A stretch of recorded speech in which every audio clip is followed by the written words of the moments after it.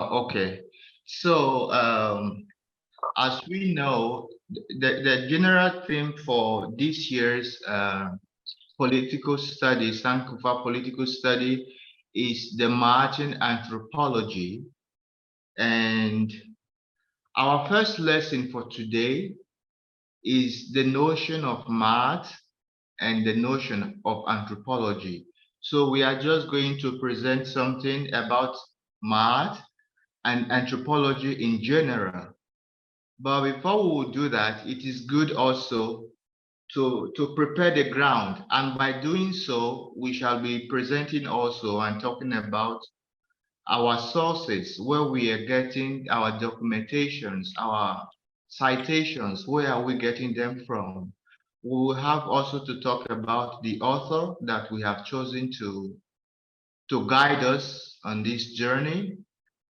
And only after that would we arrive to talk about the notion of math and the notion of anthropology.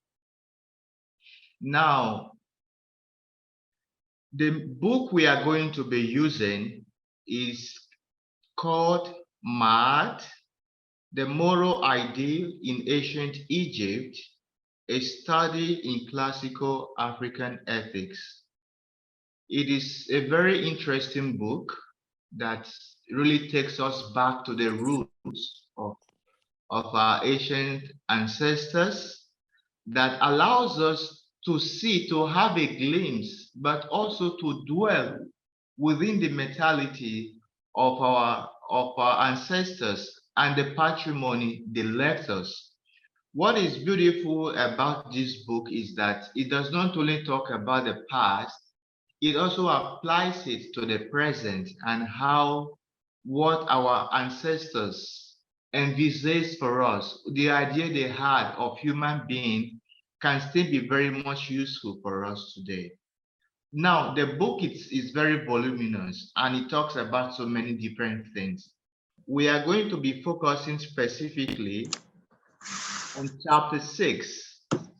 Chapter 6 is the one that talks primarily about the anthropology of Maat, the Maatan anthropology. The guy who wrote the book is called Maulana Karenga, and the book was published in 2004.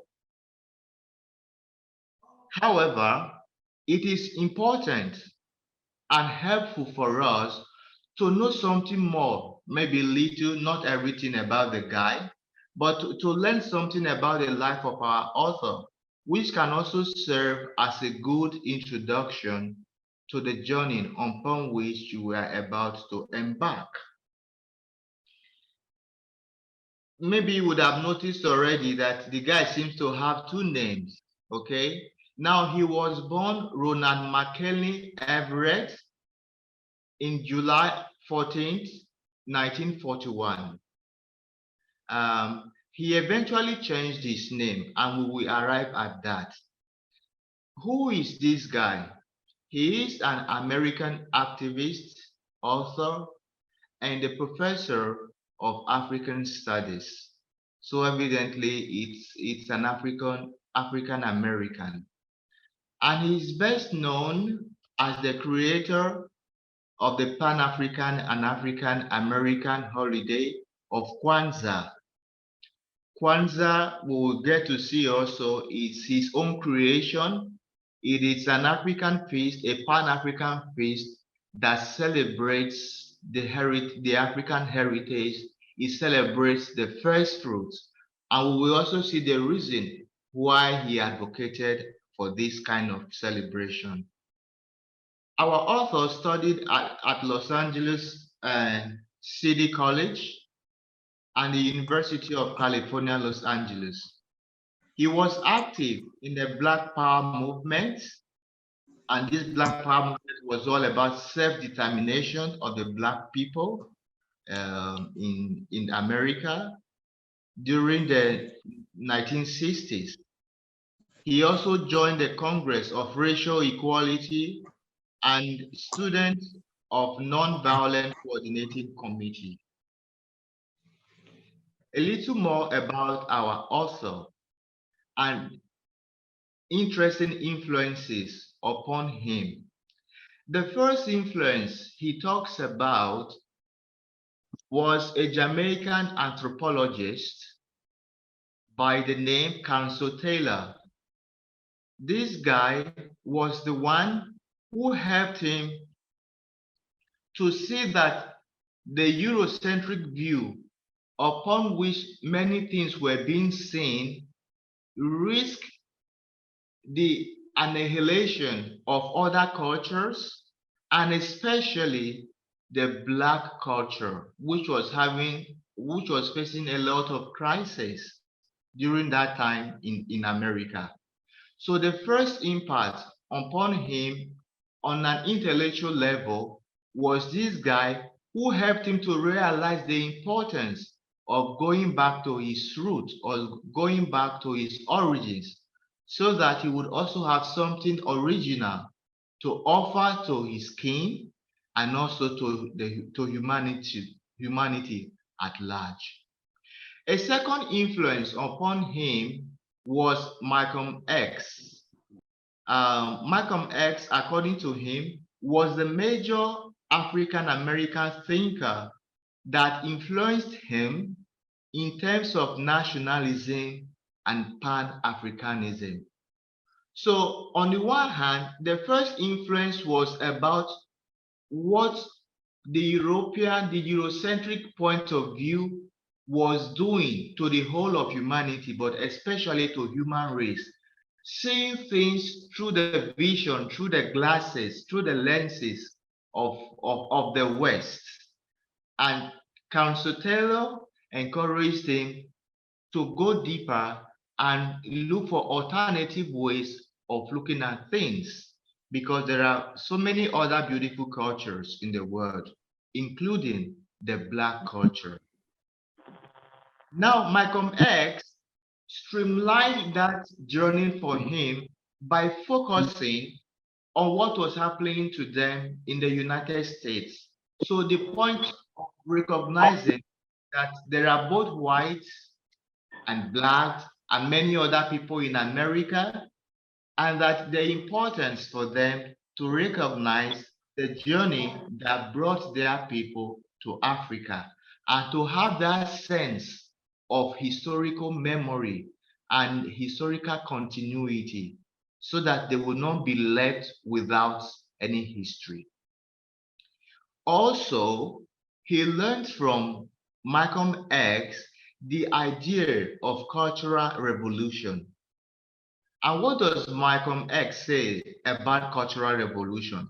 He argues that we need a cultural revolution, that we must return to Africa culturally and spiritually, because according to him, even if they could not return physically because they already belong now to the American experience, they still have to remember, or at least have that kind of symbolic presence in Africa by thinking of it culturally and spiritually.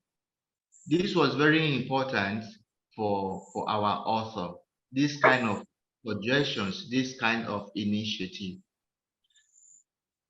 A little about his intellectual journey. He had his bachelor's degree and master's degree in political science in 1976. He got his first PhD. And what he wrote about, his research was about Afro-American nationalism. If we remember that Malcolm X influenced him on this idea of nationalism and Pan-Africanism. So this influence led him to a level that he went to the university to research, to study, and he came up with a proposal. His dissertation was precisely about this topic: Afro-American nationalism, social strategy, and struggle for community. Now, it is true that we are just presenting something about our author, but maybe already to throw a challenge to each and every one of us.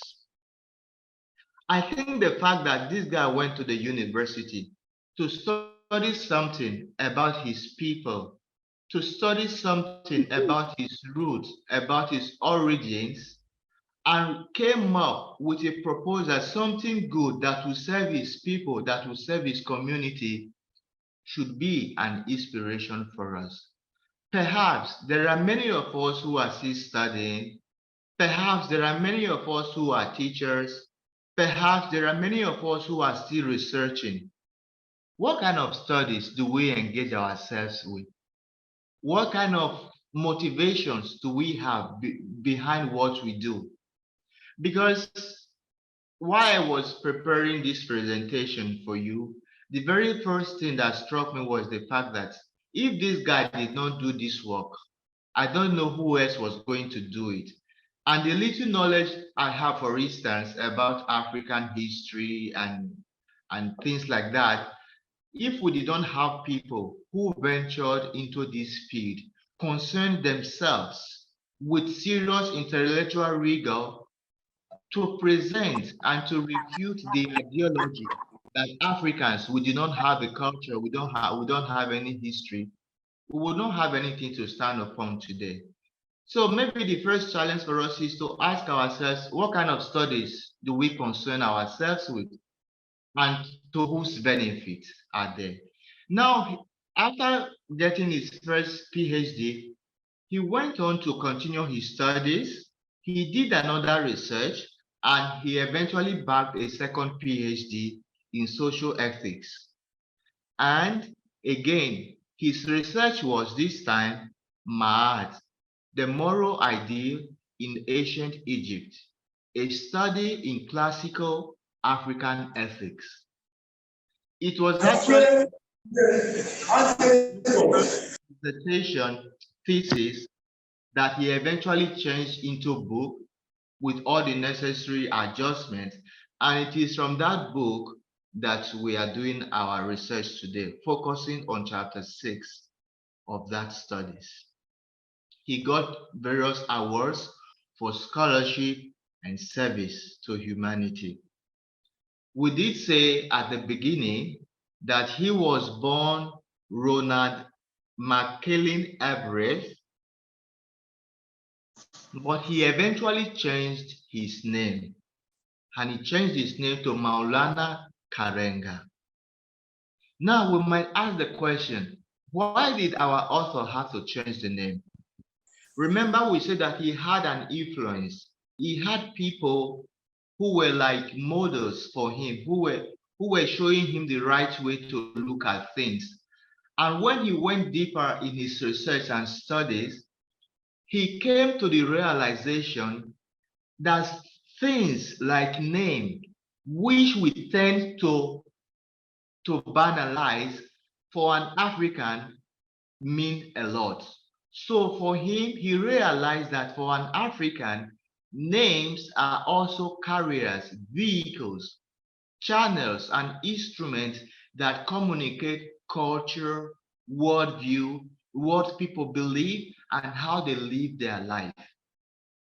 I guess perhaps he did not recognize himself in the name that was given to him. For instance, you could hardly tell the meaning of the name Ronald or McKinley or Everett, for instance. Maybe the people for whom it is meaningful, it is good. But as an African, he realized that he needed something that would speak to him. A name that when you mention, you don't even have to ask yourself, which part of the world is this person's origin? Because name also communicates the origins of people and persons. So he changed his name because he wanted to connect with his African roots. He wanted to connect with his African origin. And he did not just choose any name without meaning. He chose the name Karenga, which is from the Kiswahili language. And Karenga means keeper of tradition. He also chose the name Maulana, which again is from Swahili Arabic. And this word, this name means master and teacher. So we can see already in these two names that he has chosen for himself, there is a kind of a symbolic representation, a kind of indication of the kind of trajectory, the journey he wants to make with his life. By his name, he is indicating to us and to everybody that he has recognized his God's given vocation. And that vocation is to be a keeper of tradition. And by keeping that tradition, he also has the responsibility of transmitting and passing it on to others. That is precisely what our author has done. Because first, he went to research the ancient African way of life, what we believe about life, our idea of the human person. And now, by his books and through his books and conferences and meetings and encounters with people, he is able to transmit this knowledge, and therefore he is a master and a teacher. And this is something in a way he recognizes as divinely given, the path that has been chosen for him. And by doing so, the African American community, both on the continent and in the diaspora, also the African in general, recognize him as one of those guys we can call history makers, because the study he has done for us is really fantastic. It's amazing. Now, it is interesting to note that, especially for people of African origins, Maulana Karenga was not the first and did not stop with him to have been the one to change his name. There is also a man called Ngugi wa Thiong'o from Kenya. In fact, this man, wa Thiong'o, is recognized or is considered the Chinua Achebe of East Africa. So if we have an idea of Chinua Achebe and the legacy that Chinua Achebe left for us, not only in West Africa, but in the whole of Africa in general, we have his counterpart in a way in the person of Ngugi wa Thiong'o of Kenya. Wa Thiong'o also was born with the name James, but he eventually realized that he did not identify with that name. Not that there is something bad in the name. It's not a question about the name being bad or not, but that he did not speak to his person. He did not speak to his people. He did not say anything about his culture. And so, since he wanted to be also like Karenga, a keeper of tradition and a master and a teacher, he decided to change his name to Tiongo, Wationgo. The same happened with recently, we can say, more close to us, with Chimamanda, because Chimamanda had another name added to his name when he was born and baptized. But again, standing on the shoulders of many people before him, she also saw the need to maintain an African name, which she also considers as a way of keeping to tradition and also passing it on to others. What are the contributions of our author? Please, are you with me? Can you hear me? Are you following? Yes, it's clear. Very good. Yes. Yes, we can hear you. Okay. Some of the contributions of our author. First, he has helped us to rediscover and appreciate the ancient African Kemetic tradition in a way that is superb, in a way that is new, in a way that is relatable and meaningful for us today. So this is the first contribution that I recognize in the work that our author has done, Karenga. He has helped us to go back to our roots, not just for the sake of going back to it, but he allows us to have the possibility to relate it to our present time. It's a language that is very and meaningful.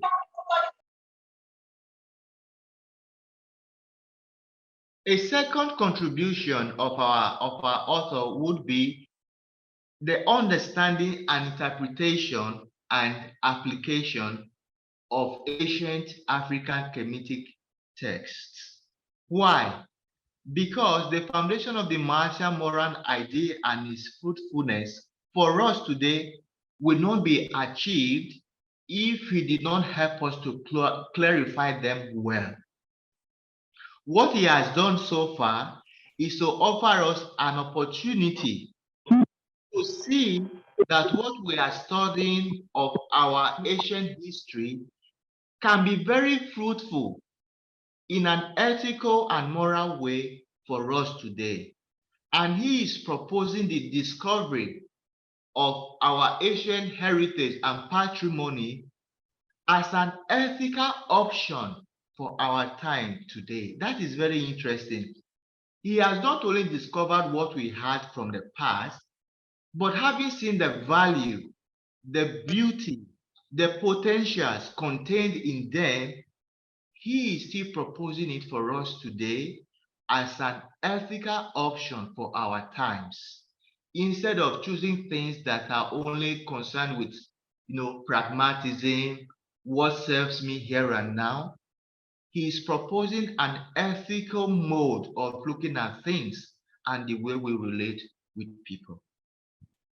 A further contribution of Karenga, as we already said, was the creation of this Pan-African feast called Kwanzaa. Kwanzaa is a Swahili name that means first fruit. And he proposed Kwanzaa as a Pan-African feast, a Pan-African holiday that celebrates first fruits. As you would know, in different parts of Africa, at different times, people do celebrate culturally the first fruits.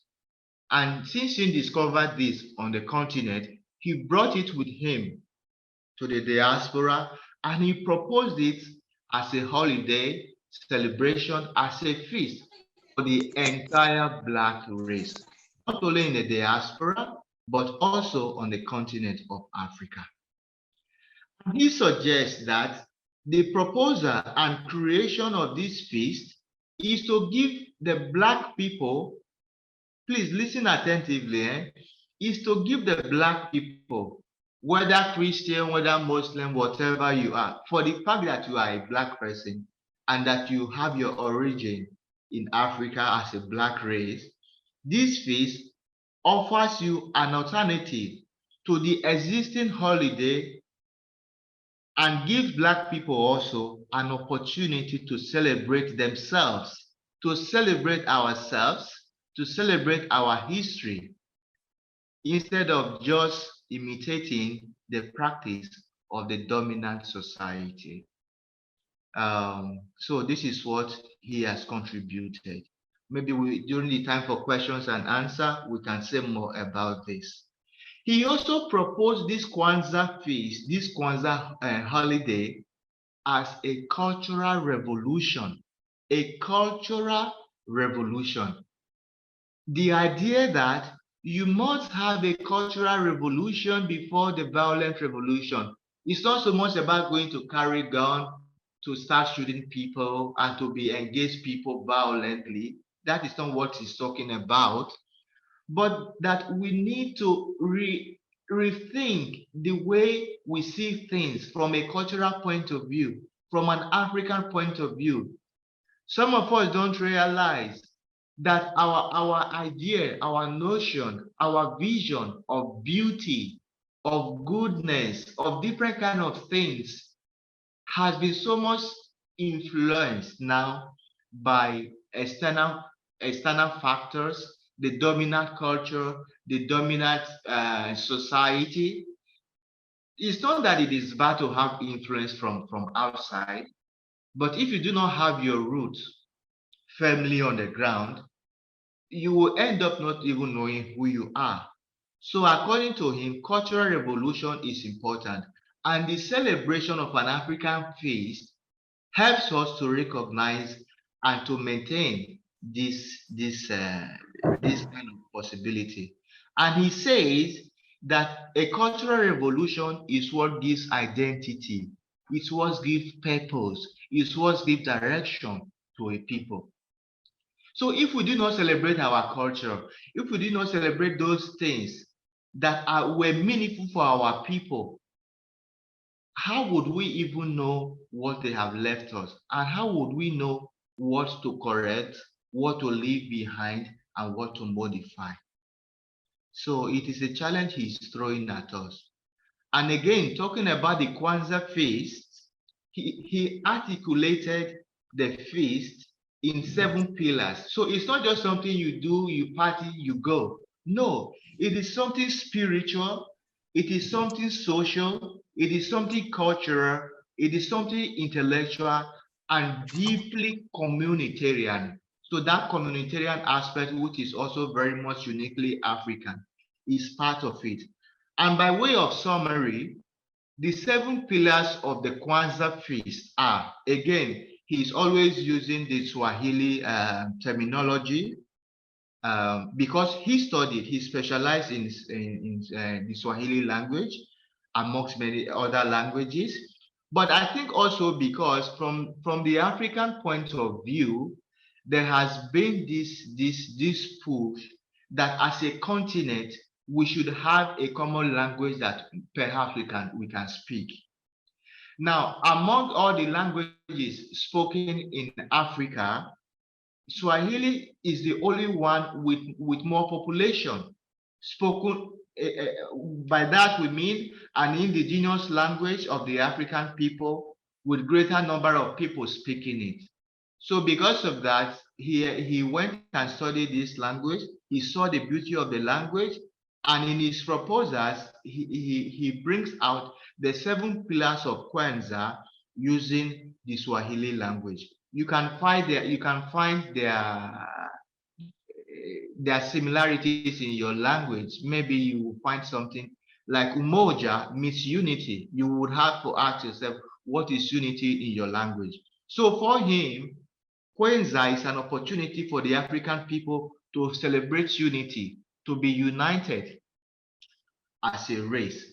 It is also an opportunity for them to express their self-determination as a race, despite the challenges of colonialism and slavery and all those things and imperialism that have happened and perhaps still continue to happen. It is important that as a people that we celebrate our self-determination.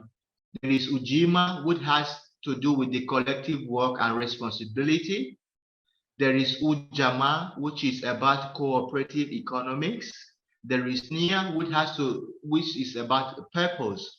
Our race, we need to have a purpose. We need to have a focus. We need to have a plan. What is our purpose? He also talks about creativity and faith. Why this can be considered as a collective reality and experience, it also has what we would call the personal and individual implications and applications.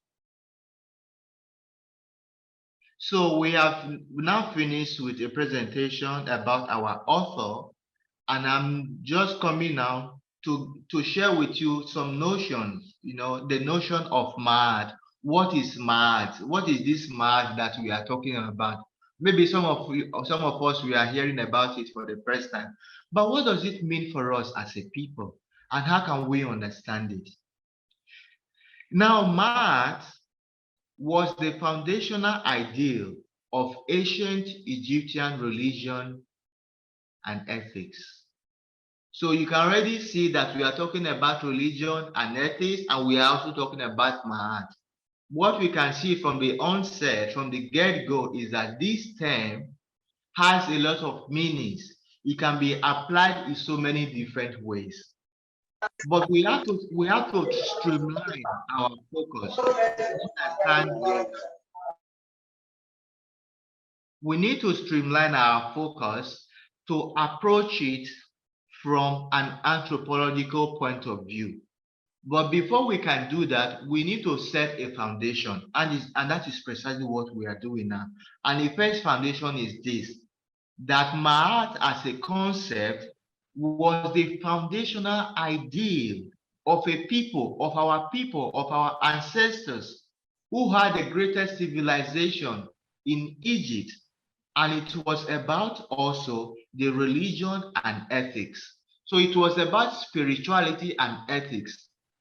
So automatically it was about a people, because who celebrates religion and spirituality? Human beings. Ethics and morality are about who? Human conduct. So the word Ma'at in itself already implies that the way a particular people, and in this case, the African people, how they expressed and they founded their religion and their ethics. As we have already said, this word Ma'at is polysemic in the sense that it coexists of so many possible meanings. It does not have one meaning. It has very plenty meanings. But that should not be a problem for us. It is because what they call in the academia field a conceptual elasticity. The ancient African way of things was not to say A is A, B is B. So between A and B, there is no middle way. No, the African way of looking at things and reality was so elastic and at the same time so inclusive. That is the idea of Maat. But we need to ask ourselves, even as Africans who are studying and interested in Maat today, what is our mentality? What is our approach? What is our approach towards this topic and towards things in general? Are we always looking for categorical preciseness? What is the answer to this question? What should be done here and now? And if that is the way we have formed ourselves, does that mean that Maat, which has a lot of meaning and is elastic in its meaning, becomes problematic for us who are even the children of the people who founded this concept? So the question we should ask ourselves, therefore, is what is the mentality that motivates, that pushes the way we think? Is it African mentality? Because every culture has their mentality. So it's not a question of judging right or wrong now. But it is good to ask ourselves, what is the motto that pushes, that propels the way we think? Now, many authors have said that Maat has a rich treasury of meaning. Therefore, we can consider it as a pervasive and enduring element in Egyptian civilization. It also means that it is all-inclusive. The conceptual elasticity of Maat as a category of interrelated, ethical, social, religious, political, and natural order.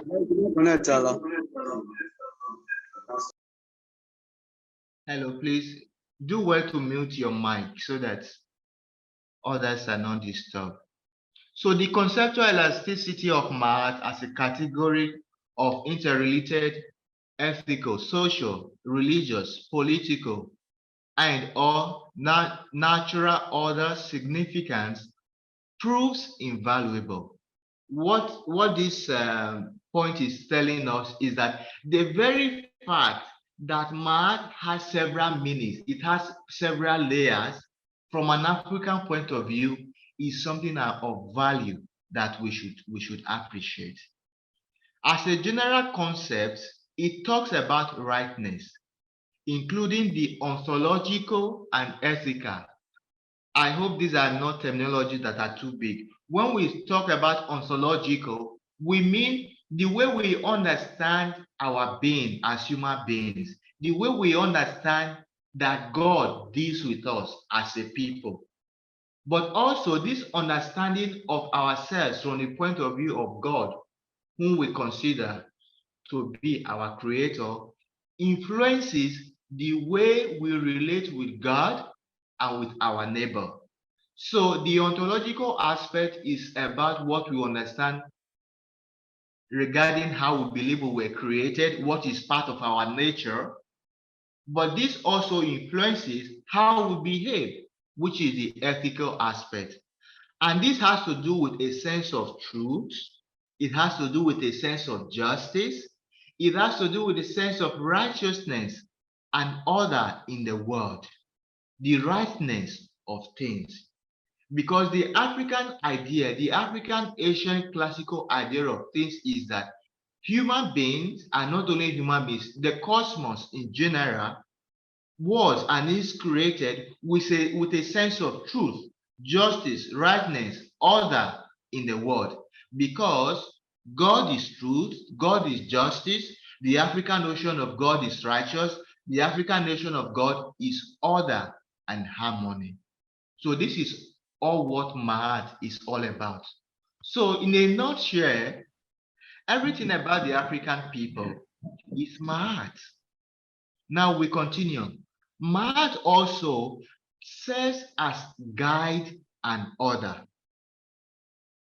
The centrality of Maat is not only the basis of our existence, but it is also the guiding principle of how we are going to live, our goal of the divine word, which has been infused in each creature.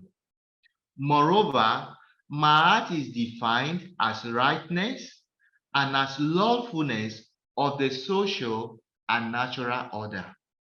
So we see, we talk about ontology, we talk about the ethical, we are not talking about the social and natural order. So there is no way you go from the African point of view where you will not see Maat. Another thing that may help us to understand this concept of Maat is the African notion, the African idea of spirituality, the African notion of religion, and the African notion of God. One East African thinker, Julius Nyerere, in one of his books speaking about the African religion, says that the African person is notoriously religious. So keep in mind, notoriously religious in the sense that religion permeates and pervades every aspect of our life, both the social, the private, the communal, everything of us, of the African people, is religious, is spiritual. So there is no really serious dichotomy or separation between the sacred and the profane, because the African concept of things, of reality, and of being is that God and the divine power permeates everything. So if we borrow that notion, it is similar to what we would understand about Maat, in the sense that Maat is about everything that we do. But in different categories of our lives, it will stand for different things. If I'm dealing with my neighbor, then I have to be conscious of being just with him. If I have certain compulsions to do certain things, I will need to ask myself, what is the right sense of balance in this?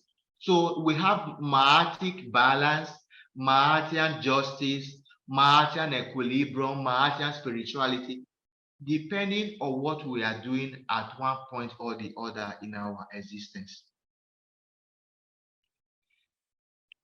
By continuing, we can also say that Maat is both the goddess and personification of truth, cosmic balance, and justice. Going a bit further and in an abstract term, in philosophical terms, Maat is articulated in three ideas. First, the idea of Maat talks about knowledge. What do we know? The importance of knowing. but also the love of science and the aspiration for knowledge. So this idea that they say African people, they know they study, we know they read book. Not be so our ancestors teach us so. Okay, I'm not even sure if everybody I'm talking to is from Africa. I'm speaking pidgin, but I mean, it comes so natural to me. So to have a love for knowledge, to seek knowledge, to aspire to know, this also has to do with Maat. And to know precisely the true knowledge of being. So not just to know in general, but a certain kind of knowledge that gives life, that gives meaning, that communicates beauty. In another way, the moral idea of Maat, of justice and rectitude.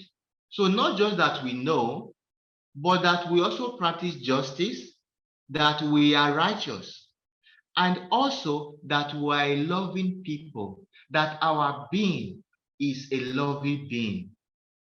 So, in a philosophical point, in philosophical terms, by way of abstraction, when we are thinking, Maat also is that possibility, that space for an African person to seek knowledge, to seek true knowledge, to aspire true knowledge, and to be an embodiment of that knowledge by being just, by being truthful, and by being righteous and loving.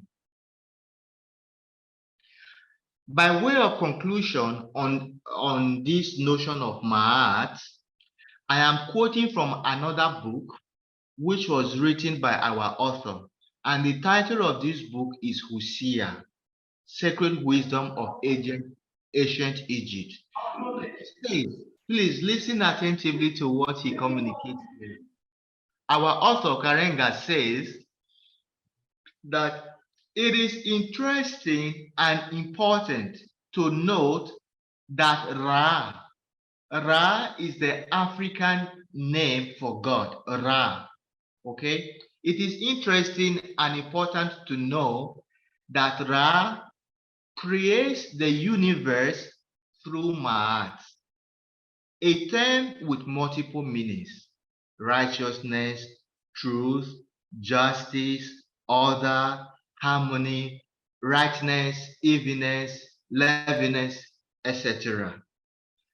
He continues, its importance lies in the fact that it is a divine concept, power, practice, which not only informed and aided Ra's action, but was also established as the fundamental concept, power, practice for the organization, maintenance, and development of human society also. Just to break this down, what does this mean? This is beautiful. This is a masterpiece in this book of Karenga, because he is saying Maat is also a kind of divine principle.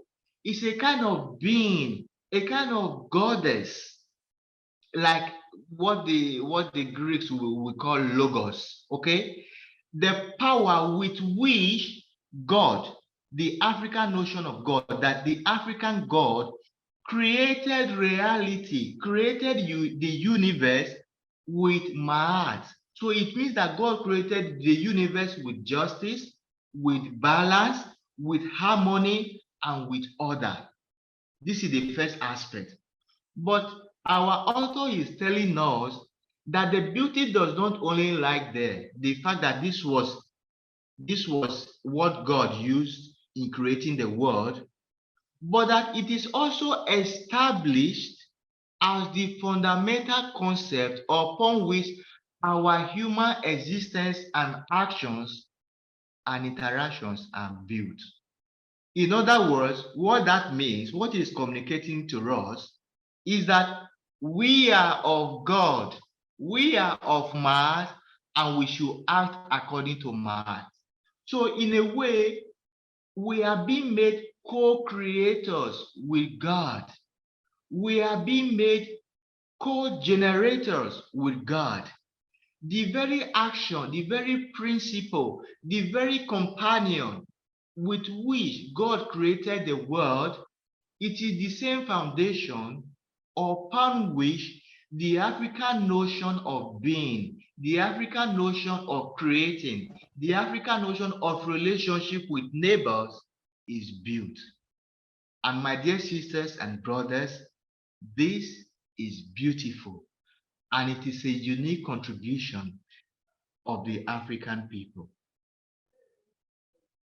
Now, it is true, not just yet.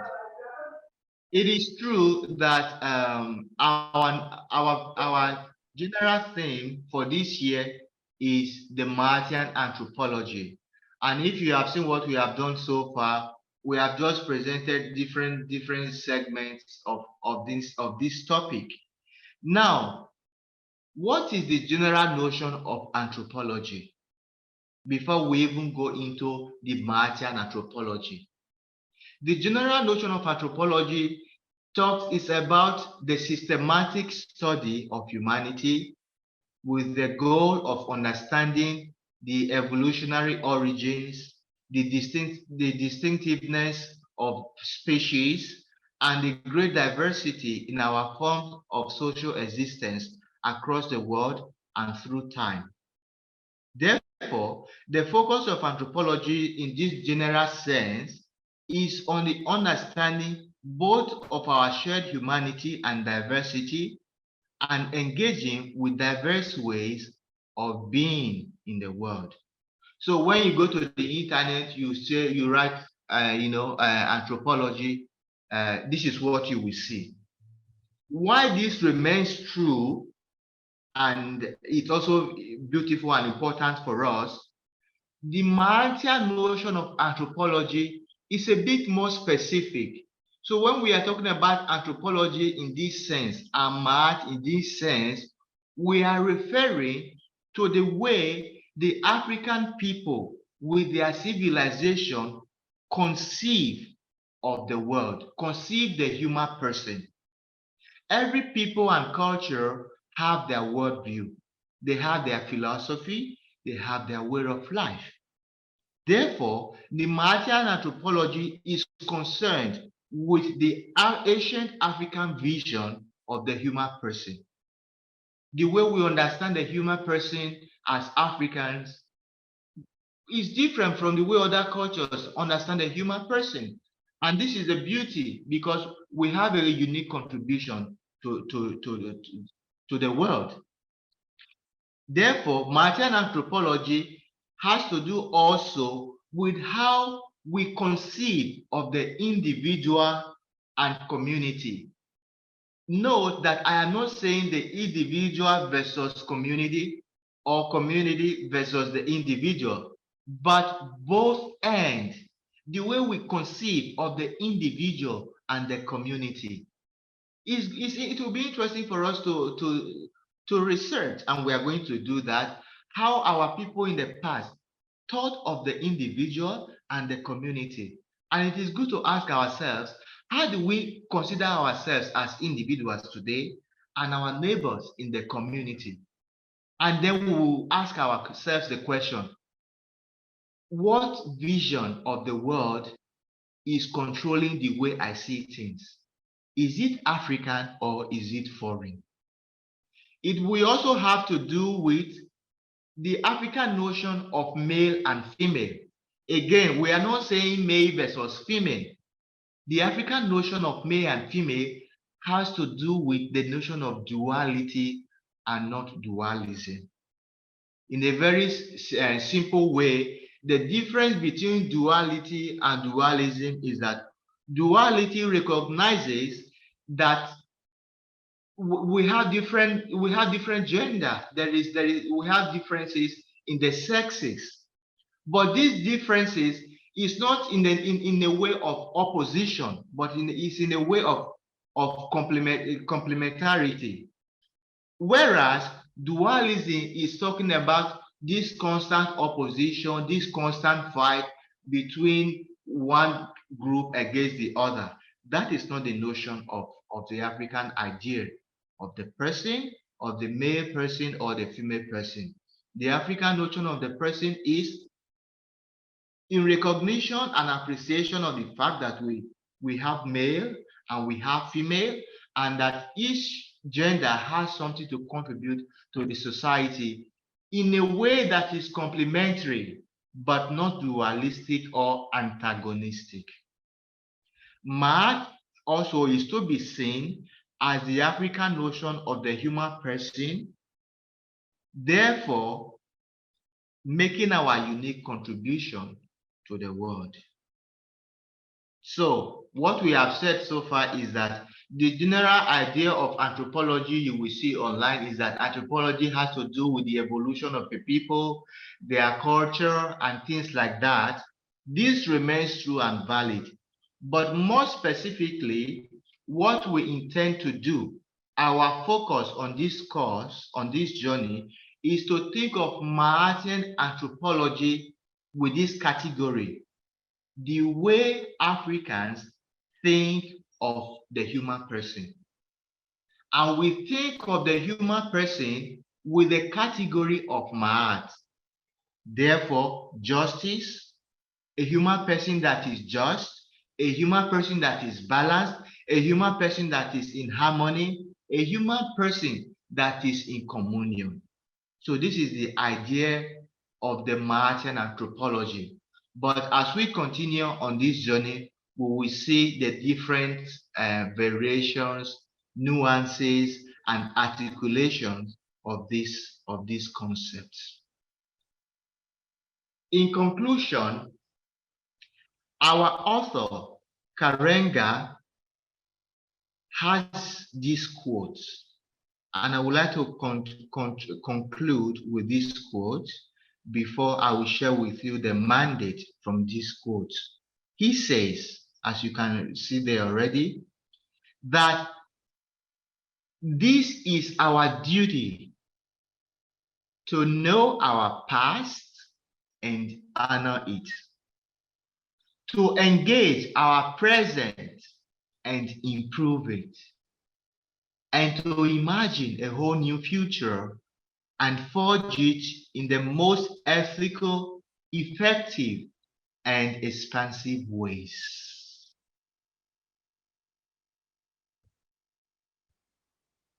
The mandate, therefore, I believe, for each and every one of us, for you, for me, for us, is to know. What do we need to know? To know our past, to study. There are so many texts available there that you can even download free of charge online. Go and study the African past, the history of our people, beginning with your own culture. Another way of studying is by being close to the elderly people. Ask them what they do. Ask them why they do it before you even give any judgment. Let us know our past. Because as Marcus Garvey said, a people without the knowledge of their past and their history and their origin and their culture is like a tree without roots. We put here trees with roots. I am like a tree in the sense that I'm a human person. But I don't know if I have enough root as an African. Can I really say I know my culture? Can I really say I know my people? Or I just, ignorantly pride myself because I can speak other people's languages. I don't know how to speak my language, unfortunately. I don't even make an attempt to know my culture and my people. Know your past and honor it. The second mandate is to engage the present, improve it. Engagement with the present and improving it cannot They be do done video without now. knowing our past. This Bedit and this guy, they are Vishima. They together. No, as they now.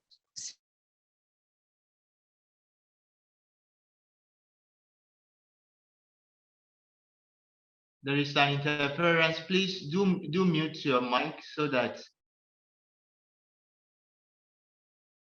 Okay. So the second It's on my mandate face now. is to engage with our present and improve it. Okay. And the third is to imagine, to be imaginative, to be creative, to be enthusiastic, to be adventurous. Imagine a new future for Africa and for ourselves. And our author put it so clearly, a future that is ethical, effective, and expansive, that is all inclusive. What does it mean to be ethical? To be ethical means that you also consider the other people, not just something that is pragmatic and utilitarianistic, only for my own good, that is not ethical, that is not moralistic, that is not ecological. A future of African people, a future for Africa that considers the environment, that does not exploit nature, that does not exploit the human person. A future for ourselves that is effective, not something that is done haphazardly, but something that is strong, that is convincing, that can stand the test of the time, but also a future that is all embracing, inclusive, and expansive. Some of us that happen to be at the moment outside the African continent, and even sometimes when you are back home, sometimes it's very sad when somebody meets you, he asks you where are you from? You tell the person, for instance, from Nigeria, and the person is also from Nigeria. Immediately the question they ask, which part of Nigeria? Where from Nigeria? It is not bad to ask this question, but sometimes a lot of people, when they ask these questions, they want to know whether they can relate with you, whether you are one of them, whether you speak their language, whether you understand their things. Instead of us to have a pan-Africanistic mindset, we have a reductive sense of being that is not inclusive, that is not expansive. It does not concern me whether you are from my village or you are from my hometown. You are an African. We have a lot already in common. This should be celebrated. It is very sad that African sisters and brothers, they are not united because someone is not from their village. Someone is not from their culture. Instead of us to be talking about the Pan-African culture, we are talking about, these reductive cultural groups, the so-called tribal rivalry. We are bigger than that as a people. We are bigger than that as a people. So the idea and the study we are embarking upon, this Maat anthropology, is also to challenge us, is also to provoke us, and to help us to realize, that there is so much bigger than our comfort zone. There is so much bigger than the place where we are currently. Our thinking should be global. Our thinking should be pan-African, not parochial. So this is the presentation I have for you today. I hope it was not too fast or too boring. And so I tell you, Asante Sana, which is Wonderful. Obulu, which is my language, Oseun Pupo, which is Yoruba, and we can also say thank you. Over to the mic. Yes, we thank Isaac for his beautiful, wonderful presentation. Now, in order to put us into the mood for the next phase, which will last approximately for 20 minutes, not more than that, that is the phase for questions. In the ancient Greece, in a city known as Athens, these guys, they wrote on the wall of the city, "Man, know thyself." Why is this essential? Because when you know yourself, you will know your past. When you know your past, you can now determine your future. That is essentially what we've been trying to do today. Going back to our past, going back to our roots, to understand how it was in the where we are coming from, where we are, and where we are going. In view of this, this is the question and answer section. If you have questions, you have things you want to clarify, please feel free to bring it to the forum so that our presenter, in the person of Isaac, will now shed more light on that. The floor is open now for questions.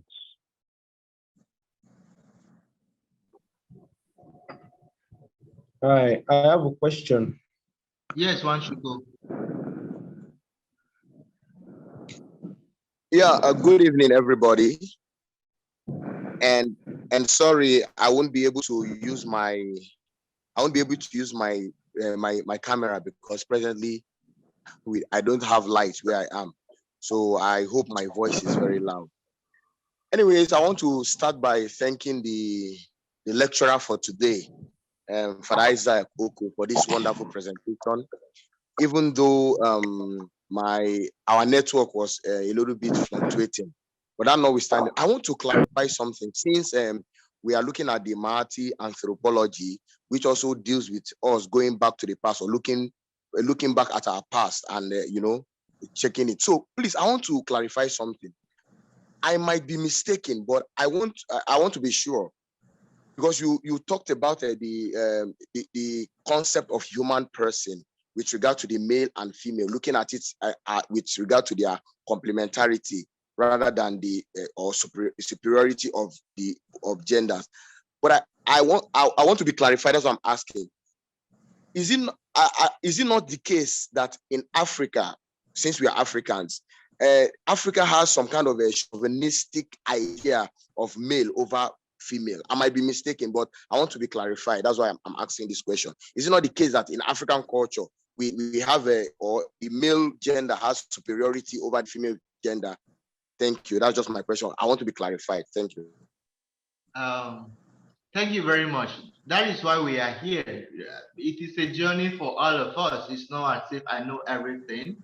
But thank you for raising that question, because it is very important. Now, in the book written by Karenga that I'm researching on currently, he made a distinction between the assumed practices of the African people and the ideal practices. So he made a difference between the ideal and the assumed. Now, what we are doing here is to take us to the ideal. How did our people from ancient times conceive of the human person, conceive of the female and the male? The conception of the human person, it may even shock you that the African notion of the human person gives more priority and celebration to the female gender than to the male gender.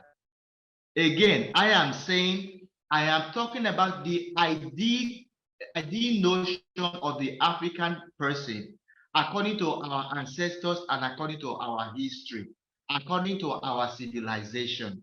That is why in the presentation of Maat, for instance, she is referred to also as a goddess. In the African concept also, Africa recognizes God more as man, no, as female than as male. But it is also true that in general, the African notion of God is androgynous, which means it is both female and male. But just to say, to answer to your question, unfortunately, currently, what is being practiced in many cultures in many society, African society today, is the domination, the suppression, how do you say, the demanded submission and submissiveness of the female gender. But I am telling you today, I am telling you today that is just an assumed practice. It is not the ideal practice. And it is also through the influence of other cultures and religions that came and obfuscated and blurred the beauty of the African person. That is why it is good for us to ask ourselves today, when I demand a lot of things from our beautiful women and ladies, with what notion and concept am I doing it? So just to answer you quickly, what you said is true, but in a way, in an African sense of view, that is not African, what we are doing today. That is just what I'm trying to say. It is practice, it is an assumed practice because of the infiltration of other cultures. That is an assumed practice. It is not the ideal notion of the African person. Thank you. We have Okay, Yeah. I have a Please, question. hold on. Please, before we proceed, encourage us all to switch on your microphone. I'll give access to people to speak. Okay. So now I'm giving the room to Anthony Okonkwo, Dr. Anthony Okonkwo, if I'm not mistaken, because he was the second person to indicate interest in speaking. Please. Okay.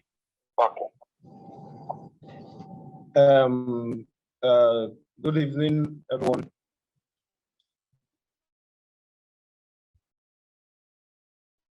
So my question, first of all, this great lecture, and I'll tell you that I learned a lot from this, and but I kind of understand all what you said from the beginning. But at the ending, I want to get the point, because you mentioned that we should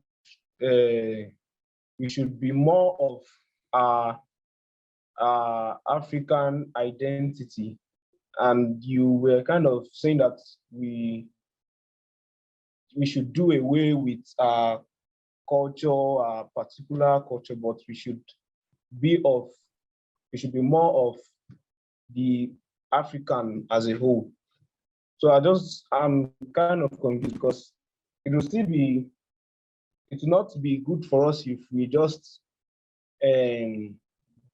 take ourselves to just the African as a whole, because African itself is filled with varieties of cultures, and that's what makes the beauty of Africa. So if you are saying that we should be of the idea that we are all African, then what do we say about our culture? Because this topic also is going back to our roots. Is also part of what we are saying, because even though we are Africans, we have particulars where we all came from. So I don't know what you can say about that.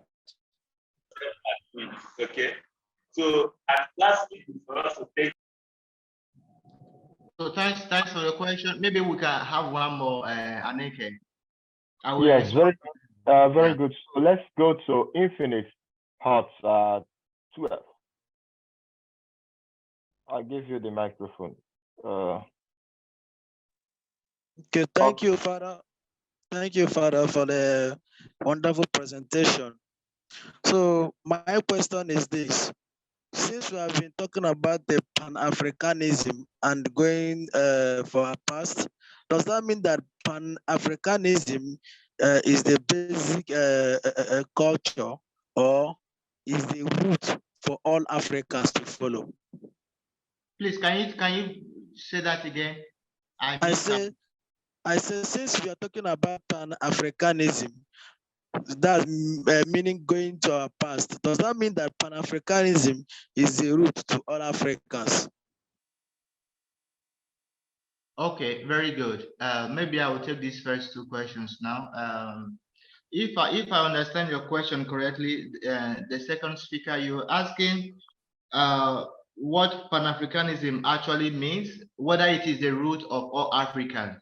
Well, Pan-Africanism is a concept that is used to denote that the African people we think as Africans. So it's not that it is not Pan-Africanism that is the root of Africa, but it is a practice that takes us back to the roots.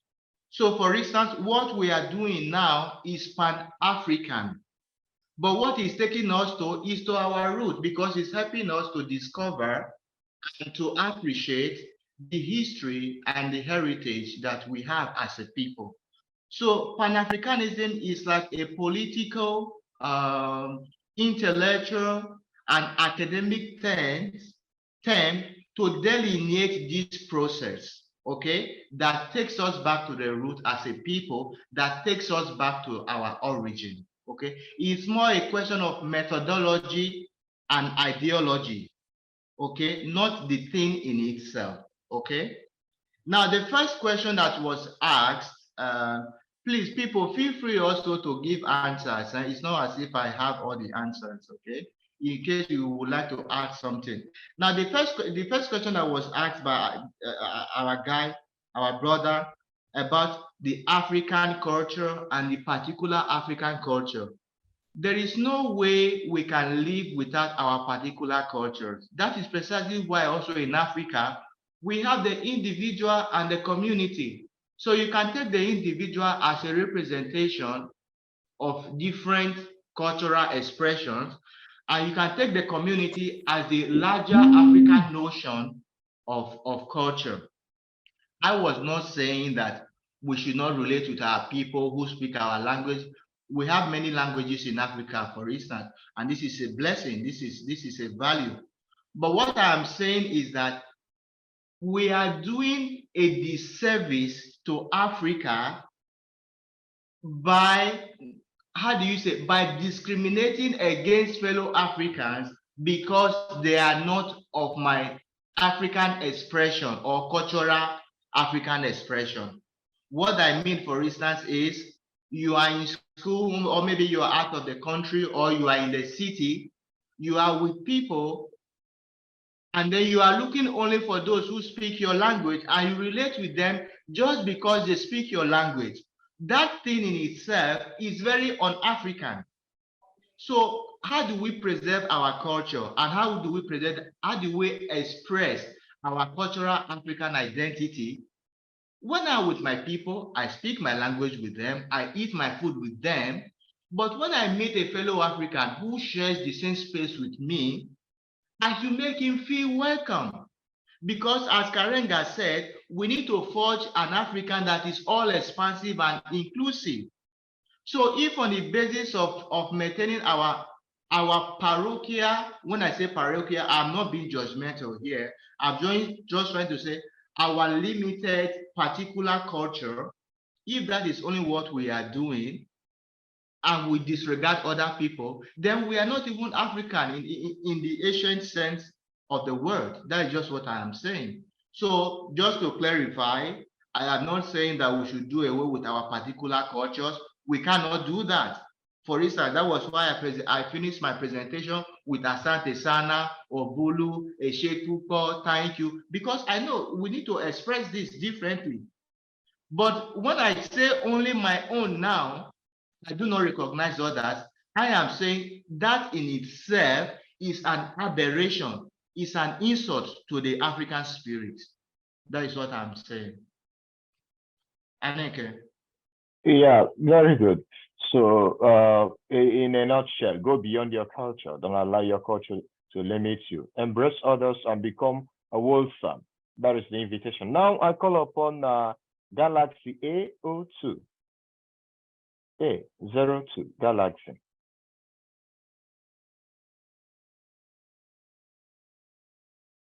If it's okay, please, you can talk now. Good evening, everyone.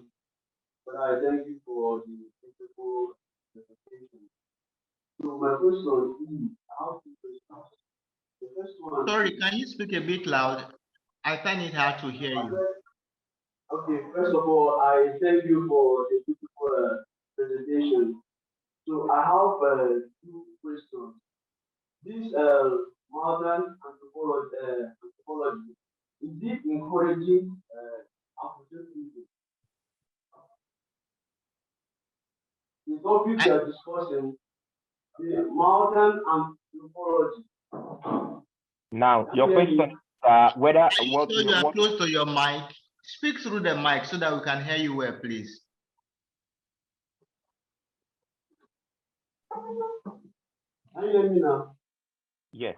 But yeah, but very friendly. Or what you can do is to type your question. Just type it so we don't waste time. There are other people who are raising their hands. Type your question while we move to others.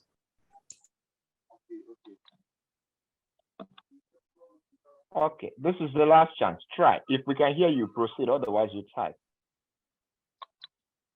My question is the topic which we are discussing, the issue of modern anthropology. Is it encouraging Afrocentrism? Is it encouraging what? Afrocentrism. Afrocentrism. Okay. Then the second one is we're talking about knowing our past. Yes, I know that in the ancient days, Africans don't do anything. Things which have done in the past, none was written down, and our information is passed through oral interview. So how can we know the person that is saying the right thing? Because using Igbo people as an example, we have different accounts to illustrate that Igbo people, this is their origin. So because our information and things we know is through oral interview. So how can we know our past? The person that is giving us the original account, because nothing was written down in the past. Everything is through oral interview. So how can we know exactly the truth based on our past? Thank you. Very good. One more question. Please, Brother Michael, please, your turn.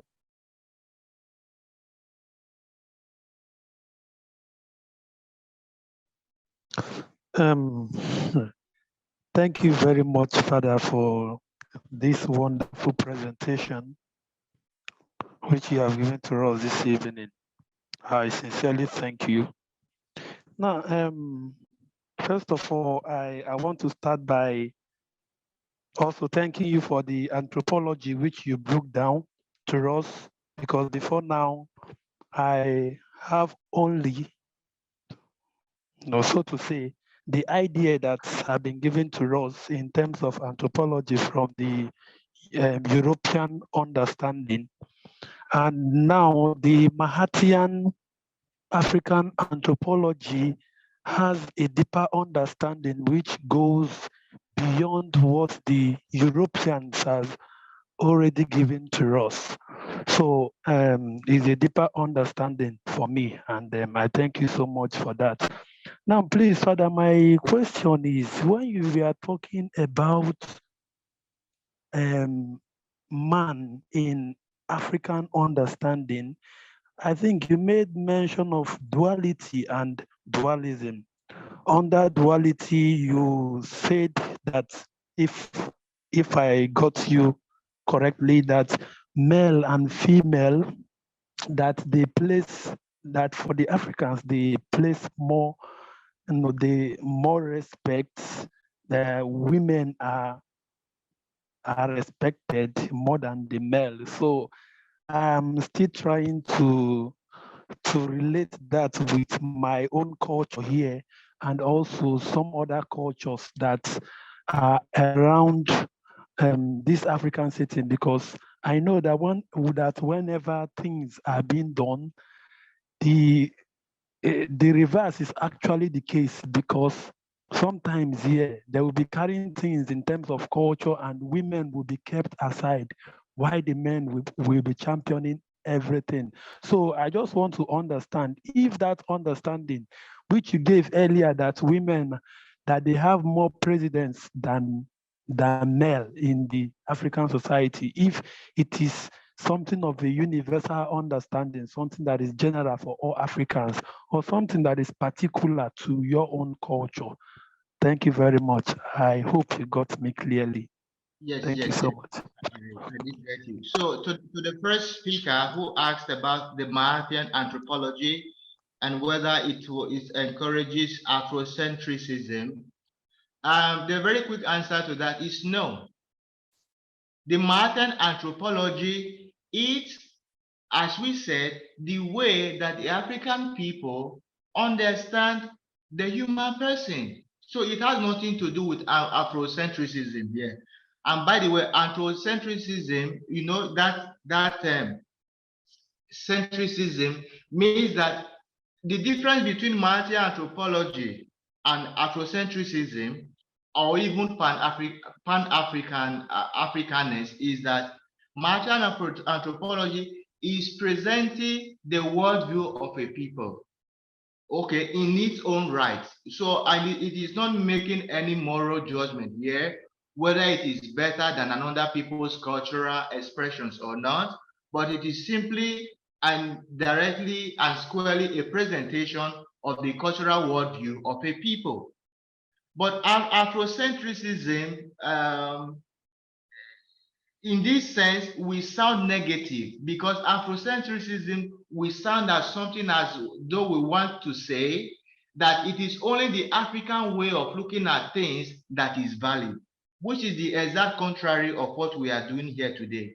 What we are doing is what we attempt to do is to present the African notion of things, not to say that it is better than others, but to say it is the best for us as a people.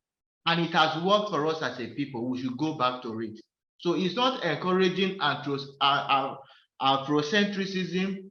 Rather, if it is well understood, as we said, it is expansive and all-inclusive. But let us be careful not to be so inclusive to the point that we even lose who we are. That is another risk. Now, you also asked about how do we know our true history, our origin, and the truth about our past.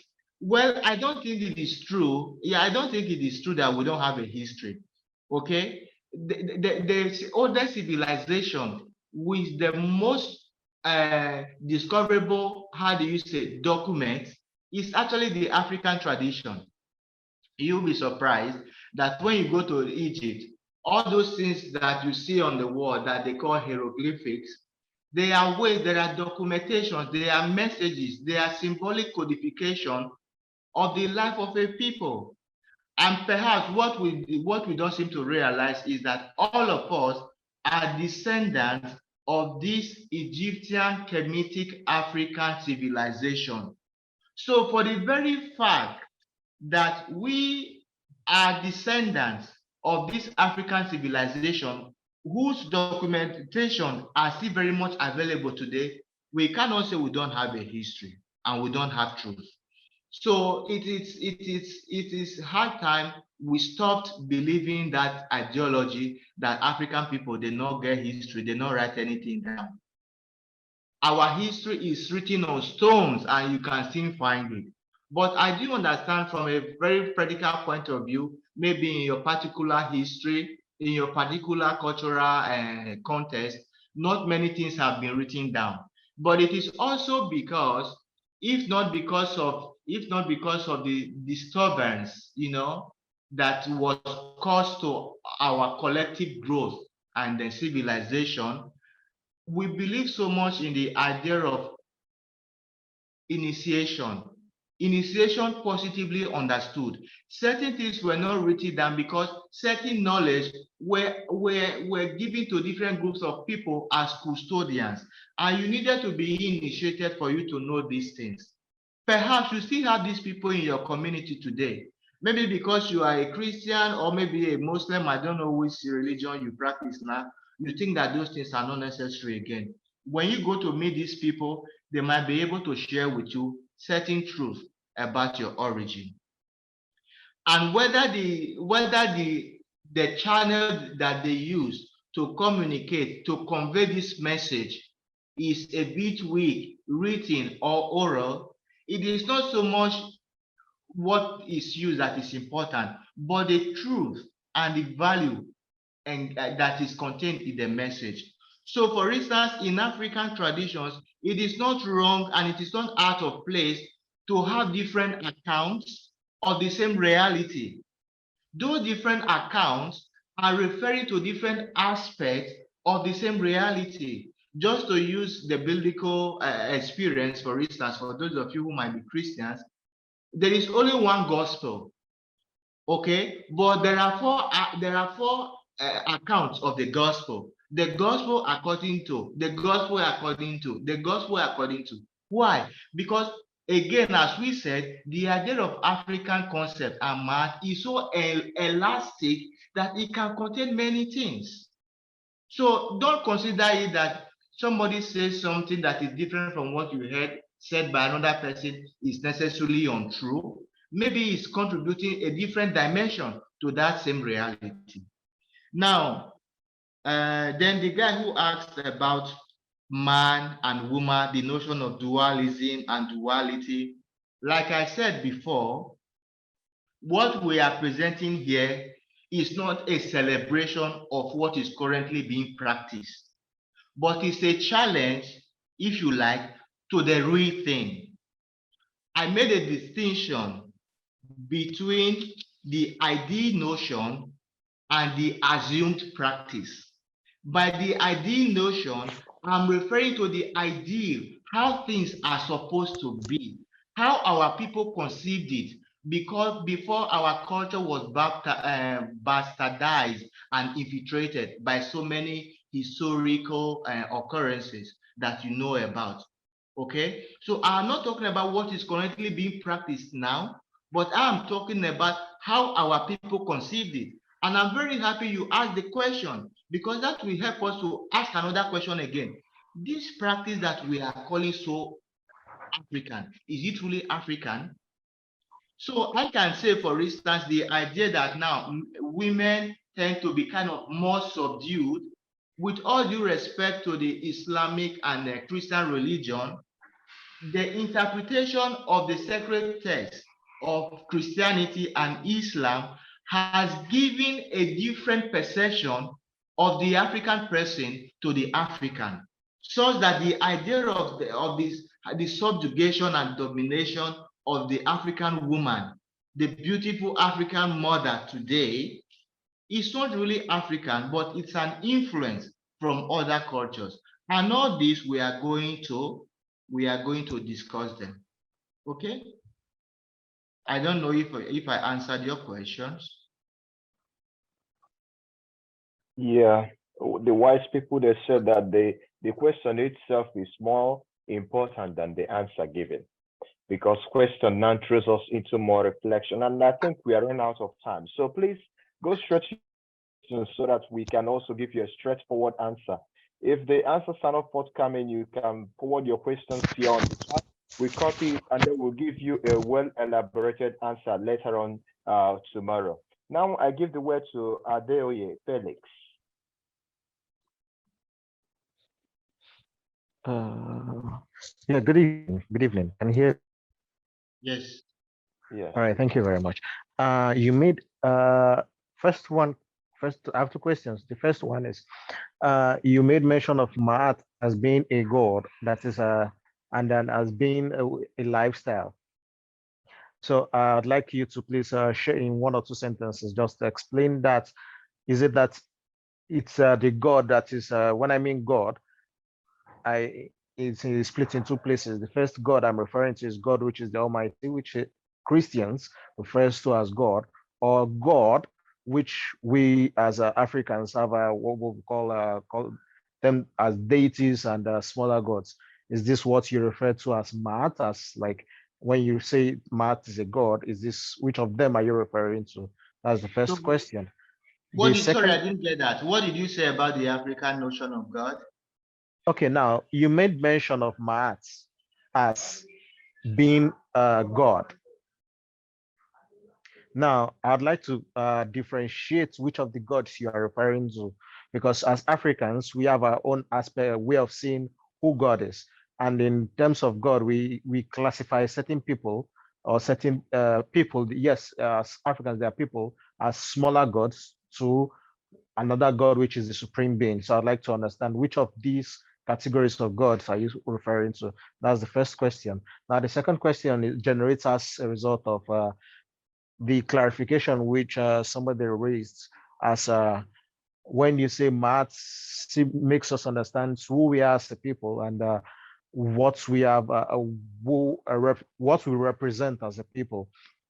Now, he asked a question. He said, using the Igbo people as a reference, which accounts, how do we know which of the accounts which we have been presented is the true account of what has happened?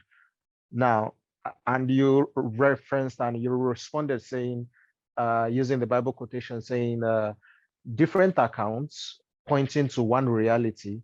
But then I'd like to differ, because using the Benin history and the Yoruba history, it contradicts.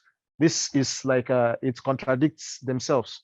The Yoruba people tell you they originated from what's it called? The Yoruba people tell you that the Oba of Benin is one of the children of Oduduwa. Now the Benin people will tell you no, the Oba of that is the Oba which is in Ife is a relation, is one of the sons of or a distance or a cousin or relation of the Oba of Benin. So these are two different realities of two different people, but then the stories are similar. But then when it comes to clarifications, it becomes which is which account is true, who is actually the son, who is actually the father in this case, because it's more like confusing. So in using math and trying to find our history, how do we identify the truth itself? Thank you very much. Okay. When I made mention of Maat as a goddess, okay, and the clarification you made already is very helpful. In the African concept, definitely we believe in one God. The notion of the supreme being is not only present in Christianity or Islam, because actually African religion is older than this. So we can say also it is actually older than this concept we find in African, we find in Christian and then Islamic religion and other religions. Now, when we speak of Maat as goddess, I did not say God, goddess, because she is presented with a feminine force, with a feminine power. In most cases, it is in the sense that she is created and she is like an assistant of God, like Logos. I don't know if you are familiar with that concept of Logos. So it is a goddess, not because it is the supreme God, but at the same time, it is not just a small deity like a human person or an ancestor, but it is regarded as a divine force which was present with God the Supreme during creation. Okay, so definitely you can think of it in terms of lesser God, but more as a divine principle that God used, like the word of God, things like that. When we start presenting the different aspects of our course, you will see what I mean.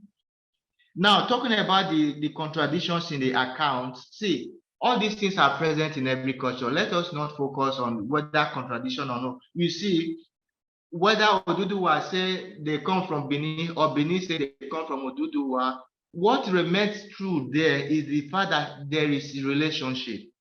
Now, all this question of which one is superior is just a question of political interest, which in a way is even un-African in itself.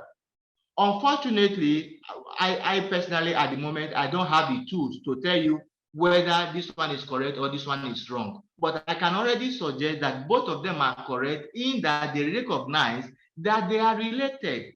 So whether this one is superior or this one is less, or this one are pikin, this one are papa, what as in, if not because of the bastardization of our culture again and the political power that are and influences that are involved, how is that supposed to be a major concern? So again, while we are looking for correctness and rightness, let us not lose the message. Let us not lose the message. Thank you. Yeah, okay. I saw two more hands raised now. These two more hands, you will have to type in your questions and we'll respond to it later because we are running out of time. Now I give the room to Taiwo Dada. And after Taiwo Dada, VCT, IPH, prepare yourself because you'll be the last person to ask your question, and then we'll call it a day for today. Please, Taiwo, over to you. Thank you very much, sir. The lecture really exposed, it really opened my mind to a lot of things about our past and how we can make the future better. Now, my question is, in achieving this, what are the challenges that has been experienced in the past or we are likely to experience in achieving, in tracing back our past and making it right this time around and living best legacy for the future. Thank you so much. Yes, can we have the other person? Okay, please, VCT, Vincent, also, please, your question. Well, actually, I don't have it. Mine is not a question. I just contribute to what Father said earlier on. So it's not a question, it's a contribution. That's for the essentials. Can I go ahead to contribute to what Father said? If the case, then you hold on, please. Okay. Father Isaac will give his response and then you can chip in something. Is that Do okay? we have one more question? No, please, we are calling it quits now in terms of questions. So Okay. please, you respond to the current one. Yes. Response to the question that was raised regarding the challenges that you might face or that have been faced in achieving this goal. Definitely, it would differ from person to person. It depends on your level of involvement, your emotive state of mind, and your intellectual preparedness. But for sure, I think one of the things we might likely experience is something that will shock us, something that will surprise us in the sense that you go see, say, waiting you they look for Sokoto, they inside your Sokoto. Are you with me? So that first sense of wonder, that sense of awe, that sense of fascination, that all the things we have thought were present in other cultures and that we're only borrowing, we might be shocked that when we go back to our history and we study it with attention, maybe we are actually the originators of most of these things. So this kind of discovery may bring a sense of surprise and betrayal and, and disbalance, That is why we need to be together as community, as persons, to help one another. And then again, it also depends on the level of your emotive involvement with whatever religion you are practicing now. So if there are certain things that may not necessarily confirm what you already believe in, you may find it a bit difficult to accept. So again, it depends on how disposed you are, and I cannot answer for everybody, but I do know for sure for me, it has been surprising, it has been challenging, but it has been truly and it has been really rewarding for me to engage on this journey, and I hope you follow suit.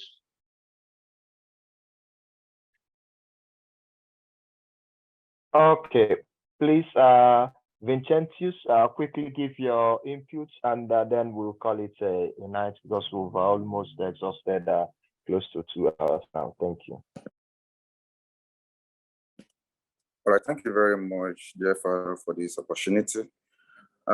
Just quickly to shape in, I want to add my voice, raise my voice with that of the Father concerning the person that actually asked the question concerning Pan-Africanism, if Pan-Africanism is a trait to Africans. So what I want to have during the presentation of Father mentioned something that cultural revolution, that we must have a cultural revolution before the violence revolution, and which this gives the identity and purpose and direction, and that is what they call it, Maat. And you also said something that you have to understand, that you cannot develop people, you must allow people to develop themselves. And this is why I talk about the Muja in Swahili, which means unity. Unity will not make us rich. What you have to understand, that unity will not make us rich, but it can make it difficult for Africa and African people to be disregarded and humiliated. And it will also, therefore, increase the effectiveness of the decision we make and try to implement for our development. And my generation led Africa to political freedom. And the current generation we have today, the leaders and the people of Africa, we have to pick up that Pan-Africanism to touch African freedom and refuel it with the enthusiasm. And also, we also have to understand that if really development is to take place, we, the people, we have to be involved by being an Pan-African. That's just a little contribution on that question that Percy raised on Pan-Africanism. Thank you. Oh, okay. Thanks so much for your input, Vincentius. Ladies and gentlemen, we are going to draw the curtains here. John Paul, before you After move, hearing from the CEO, that is in the person of Anthony Audio, and moreover, please hold on to your questions, because the questions, as I said earlier, are more important than the answers. The questions are more important than the answers. Over to you, please, CEO Anthony Audio. yeah, thank you very much, Father Isaac, for this wonderful and insightful presentation. And as we know, these are insights that are kind of triggering a lot of questions to come out. And this discussion does not end here in Zoom. It can continue. We should continue the conversation on the group chat. Put your questions there and let's discuss them there at the group chat.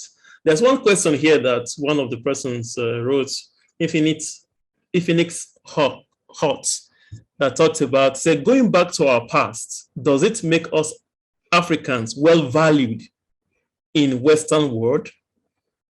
My second question, Father, going back to our roots, will it make the Western cultures value us as Africans? What do you think, actually? I think that is their fear, that they don't want you to know these things that you are being taught now. They don't want you to know them so that you will not have a mind of your own. So the most important thing is to be aware. Awareness is priceless. Knowledge is priceless. When you know, and according to Francis Bacon, knowledge is what? Power. It's power. So they would not disvalue you. In fact, you will become a word power. And that is why they wouldn't want you to know this information that you are being given today. And that is why I said earlier that it is a privilege for you, for everyone that has participated in this course. It is a privilege for you to get this information, because you will not get it anywhere. And if you find it, you will pay heavily for it. You pay heavily for it. So now the point is, what do you want to do with this information that you are having? What do you want to do with this information that you are having? Now, it's not time to talk much. I just want to congratulate you all for the active participation, and that is seen through the questions. And also, I want to really, really thank Father Isaac for his preparation and how he has been able to answer these questions.